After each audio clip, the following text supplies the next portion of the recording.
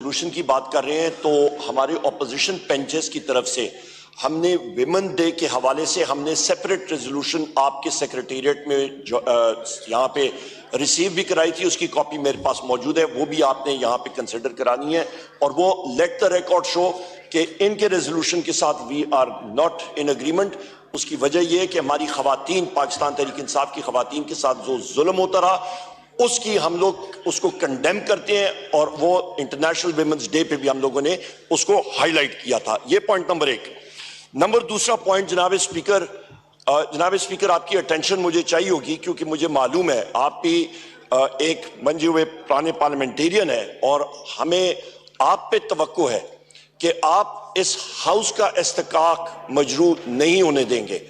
आज की बात है सर, आज तकरीबन जनाब स्पीकर तकरीबन 2:15-2:30 बजे की बात है कि हम लोग वॉक करके इधर आ रहे थे नेशनल असेंबली में, और ये प्रिविलेज मोशन भी मेरे पास है और हमारे मेंबर्स ने इसको साइन भी किया हुआ है कि एक इस्लामाबाद पुलिस का इंस्पेक्टर जिसका नाम मुश्ताक है, उसने हम एमएनएस का ना सिर्फ रास्ता रोका बल्कि नेशनल असेंबली का गेट लॉक कराया।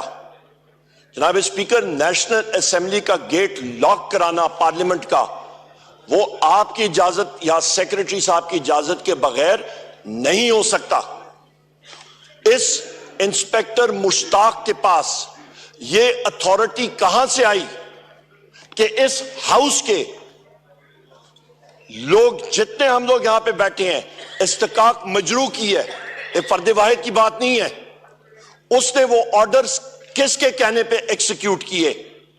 आज मसला यह बन रहा है जनाब स्पीकर कि एक इंस्पेक्टर उठ के ये कर सकता है, कल वो आपकी गाड़ी रोकेगा और कहेगा कि मुझे ऊपर से ऑर्डर आया है। कहां से ऑर्डर आया है?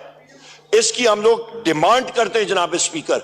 और ये भी सिर्फ नहीं, वहां पे रेंजर्स खड़ी थी, वहां पे एफसी खड़ी थी, इस्लामाबाद पुलिस खड़ी थी, और उनको इस इंस्पेक्टर मुश्ताक ने ऑर्डर किया, इशारा किया कि इन पे लाठीचार्ज चलाओ और शुरू करो टीयर गैसिंग।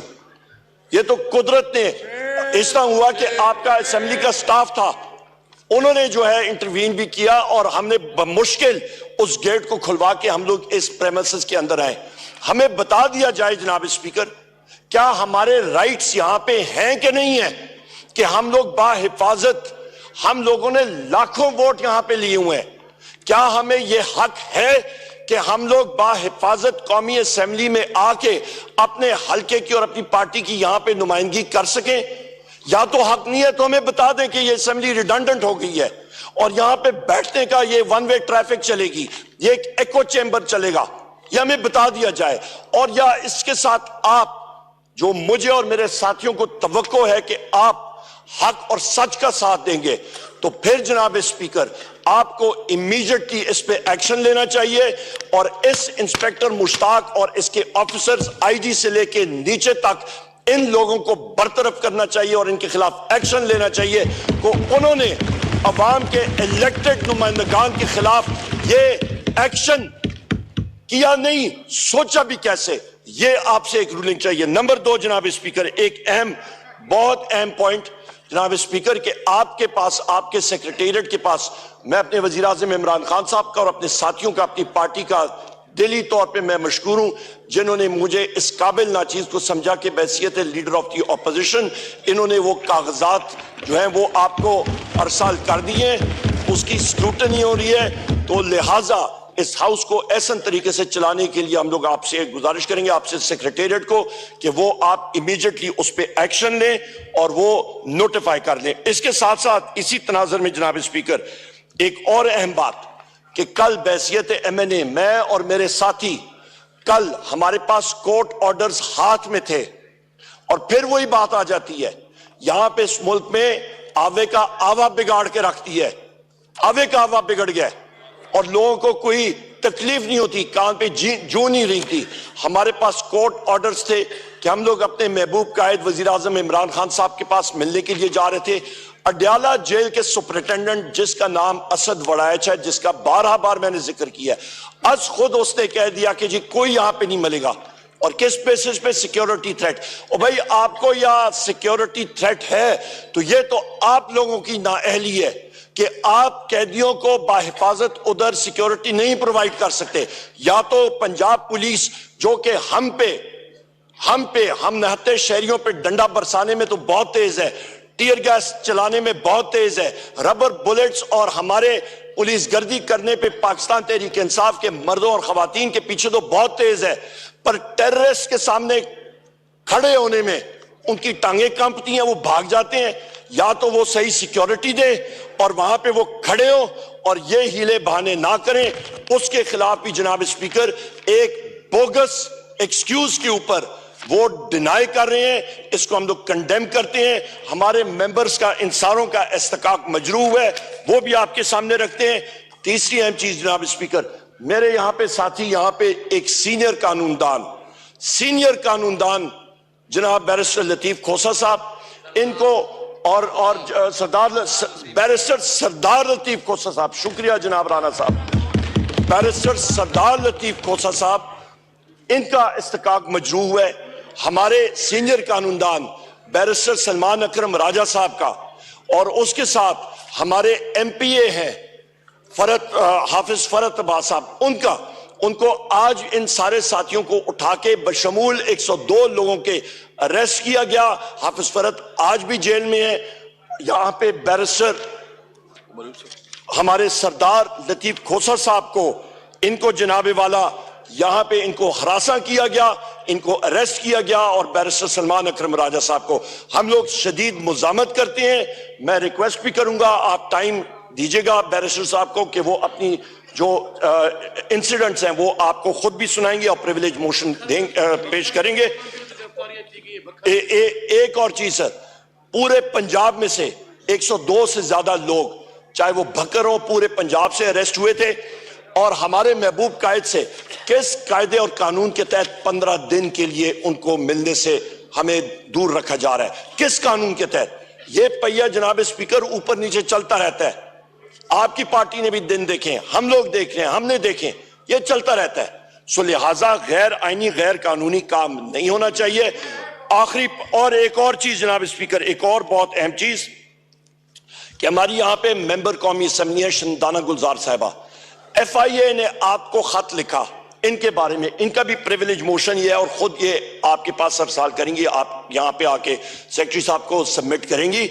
FIA ने खत लिखा कि स्टेट के फंक्शनरी के बारे में, चीफ मिनिस्टर पंजाब उसके बारे में, या Shandana Gulzar Sahiba so called chief minister Punjab Maryam Nawaz या मरियम सफ्तर के खिलाफ इन्होंने यह बात की है। इनका कॉन्स्टिट्यूशनल और लीगल राइट है।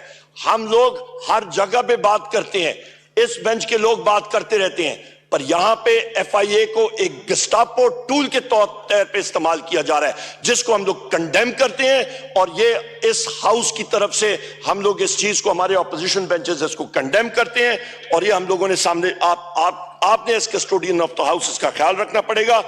लास्ट बट नॉट लीस्ट, 2 अहम पॉइंट्स जनाब स्पीकर, और वो ये है कि चीफ रिपोर्ट्स हमारे पास ही हैं कि चीफ इलेक्शन कमिश्नर उसको ये सो कॉल्ड हुकूमत, इलीगल हुकूमत कॉम्पनसेट कर रही है, उसको भेज रही है एज एम्बेसडर टू कनाडा, पर उस पे जो डील स्वीटनर है, जो कि उसमें चाय में शक्कर और चीनी और शहद जो उसके लिए डाला जा रहा है, वो ये है कि तुमने डिलीवर करना है। और वो डिलीवरी क्या है कि तुमने पाकिस्तान तहरीक इंसाफ के 20 से ज्यादा सीटें उस पर रिकाउंटिंग करके झुरलू फेरना है, जिस तरह के फॉर्म 47 पे फेरा गया था। इसको हम लोग, ये झुरलू, ये चीज हम लोग इसको कंडेम करते हैं। चीफ इलेक्शन कमिश्नर को और मेंबर्स को फिल्फ और मुस्ताफी होना चाहिए। बहुत हो गई ये खिलवाड़ इसके साथ। जनाब स्पीकर, आखिरी पॉइंट ये कि हमारे दो कीमती मेंबर्स पाकिस्तान तहरीक इंसाफ के, हैदर मजीद और हसन न्याजी, इनको 13 अगस्त 2023 से लेके आज तक मिलिट्री कोर्ट्स के जुमरे में आज भी पाबंद सलासल हैं। सुप्रीम कोर्ट ने पहले अपना फैसला दिया जिसके तहत मिलिट्री कोर्ट्स को इलीगल डिक्लेयर किया गया। इंटर कोर्ट अपील हुई, अपील में जनाब स्पीकर वहां पे सुप्रीम कोर्ट ने यह इजाजत दी कि आप ट्रायल डिक्लेयर कर सकते हैं, पर आप उसका फाइनल वर्डिक्ट नहीं दे सकते हैं। सो लिहाजा आपके यहां से, इस हाउस से हम लोग इस हाउस के जरिए हम लोग ये चाहते हैं कि उनका ट्रायल मुकम्मल कर लिया जाए और उसके बाद सुप्रीम कोर्ट इंटरवीन करके वो जस्टिस करे कि उनको जेल की तरफ या जिधर भी अक्विट होते हैं तो वो अक्विट हों और जस्टिस मस्ट प्रिवेल और मिलिट्री कस्टडी से उनको इमीडिएटली बाजियाब कराया जाए। बहुत शुक्रिया। शुक्रिया।